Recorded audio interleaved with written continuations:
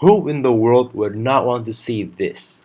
Who in the world would not want to see two of the most popular comic book characters of all time going head to head? Hardcore fans like me have been waiting so long for a movie like this to hit the silver screen. And what do we get? A well polished pile of turd. Let's start with the premise. During the first 15 minutes, Mr. Wayne had to witness his employees going through the horror of having their limbs chopped off or getting crushed by a 3-ton pile of rock. But worst of all, seeing a kid witnessing her own mother's death. So, obviously, Bruce would put the blame, all the blame, on none other than Superman himself. As for why did Bruce wanted to put on a duel with Superman? Well, not only Superman had caused a mass destruction across cities, but the public always treated Supes as some sort of a god figure. Hence, this results Bruce to show him he's just like any man born with a gift. Now, this is my time to boil down my criticism.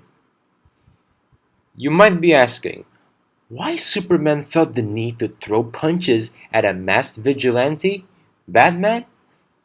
He clearly knows he's one of the most powerful beings on the planet, so why not do the logical thing of just asking him to do a favor to save his mom? Simple as that. It might not end up in the freaking cool fight sequence that we've seen, but it is the most sensible action to take. If Superman begins to throw punches at a human being without the motivation, then the term superhero does not apply to him anymore. I don't see why Wonder Woman was needed to be displayed here aside being a member for the Justice League movie. If you took her out of the equation, the movie would have little to no effect. Despite her presence, Gal Gadot still gave the perfect portrayal of a more modern take on our beloved superhero. Eisenberg's performance was a total disappointment. There are times good actors like Jim Carrey wouldn't fit in films like 23. This is one of those cases. And it doesn't matter how true did they stay to the original character. Mixing Ledger's Joker and Mark Zuckerberg isn't going to convince me that you are a genius billionaire.